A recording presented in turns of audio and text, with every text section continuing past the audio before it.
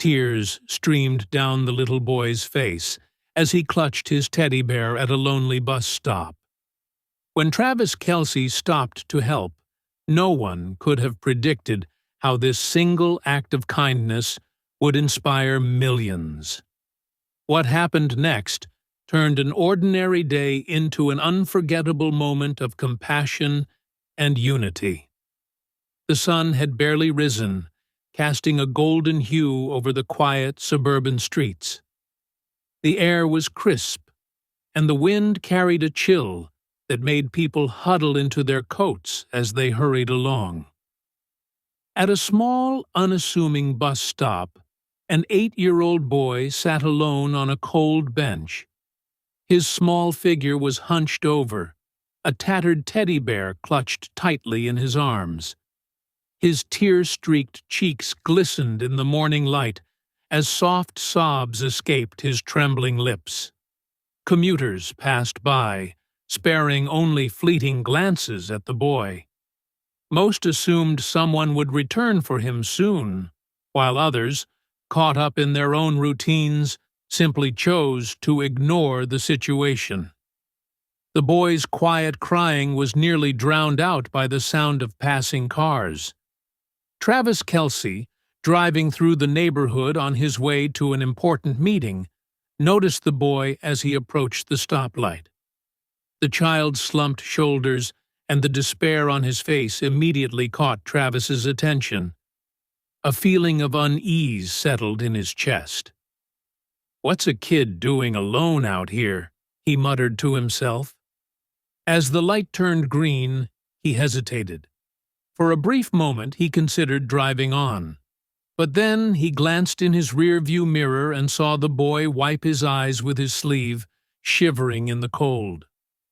Travis sighed, pulling over to the curb. Something about the scene didn't sit right with him.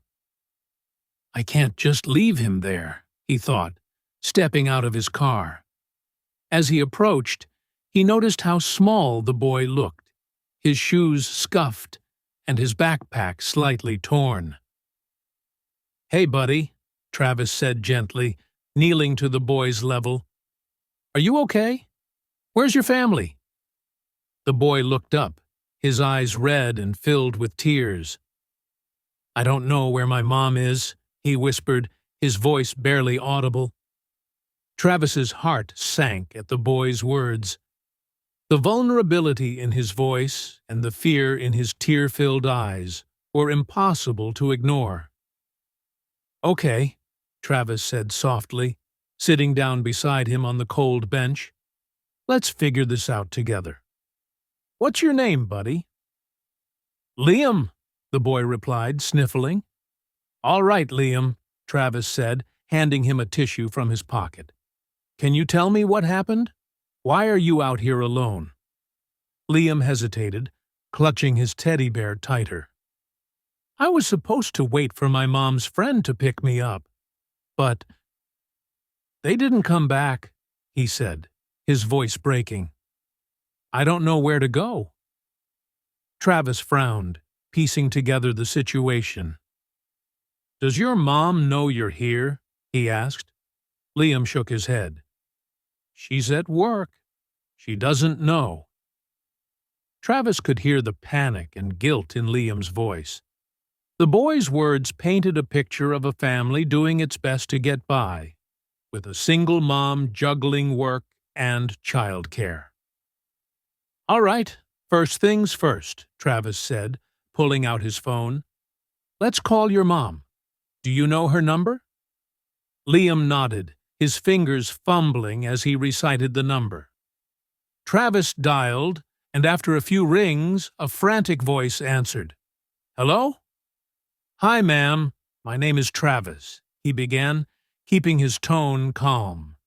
"I'm here with your son, Liam. He's safe, but he's been waiting at a bus stop, and I think there was some kind of mix-up." Liam's mom, Lisa, sounded overwhelmed with relief, but quickly explained her predicament. "I'm at the hospital. I'm a nurse, and I can't leave right now. I'm so sorry. My friend must have forgotten to pick him up." No need to apologize, Travis reassured her. I'll stay with Liam until you can get him. Lisa's voice cracked. Thank you. Thank you so much. As Travis hung up, he turned to Liam. Your mom's at work, but she knows you're safe. While we wait, how about we grab something warm to drink? Liam nodded hesitantly, his tears finally slowing. They walked to a nearby cafe, where Travis bought him hot chocolate and a pastry. As they sat at a small table, Liam opened up about his life. My dad died last year, he said quietly, staring at his drink. My mom works a lot, so it's just me and her now. I try not to bother her because she's always so tired. Travis felt a lump in his throat. You're not a bother, Liam. You're a kid, and it's okay to need help sometimes. Your mom loves you, and she's doing her best for you. Hours later, Lisa finally arrived at the cafe, her face pale and etched with worry. The moment she saw Liam, she rushed to him, pulling him into a tight hug. I'm so sorry, baby, she whispered, tears streaming down her face. I should have been there. It's okay, Mom, Liam said, his voice muffled against her coat. Lisa turned to Travis, her eyes filled with gratitude. I don't know how to thank you, she said. You didn't have to do this. Travis smiled modestly. I couldn't just leave him there. Besides, Liam's a pretty great kid, he said, ruffling the boy's hair. Before they could leave, Travis said, Wait, I have something for you both. He led them to his car, where he retrieved a football signed by several NFL players. Handing it to Liam, he said, This is for you, champ. And for your mom. He handed Lisa an envelope containing a grocery store gift card and a note that read, Every family deserves a little help. Lisa's hands trembled as she opened the envelope. This is too much, she said, her voice breaking. It's not, Travis replied. It's just a little something to make things easier. You're doing an amazing job. As Lisa and Liam left the cafe, a barista who had recognized Travis Kelce decided to share the heartwarming incident on social media. Her post read, NFL star Travis Kelce just did something incredible. He saw a crying boy alone at a bus stop, stayed with him for hours, bought him hot chocolate, and even gave his family a gift. This is what being a hero looks like. The post quickly gained traction, with likes, comments, and shares pouring in. Within hours, hashtags like Burn Kelce Inspires, Kindness Matters, and Everyday Heroes began trending. People from all walks of life were moved by the story, praising Travis not just as a football star, but as a role model for kindness and humility. Major media outlets picked up the story, amplifying its reach.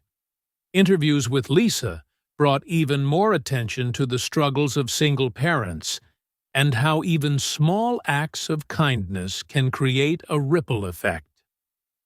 He didn't just help my son, Lisa said in an interview.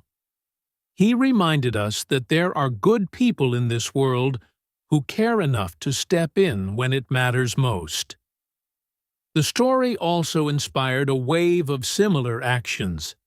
Strangers shared stories of helping others in small but impactful ways, paying for groceries, mentoring young kids, or simply being there for someone in need. One user commented, Travis Kelce's story reminded me to look for those moments where I can make a difference, no matter how small.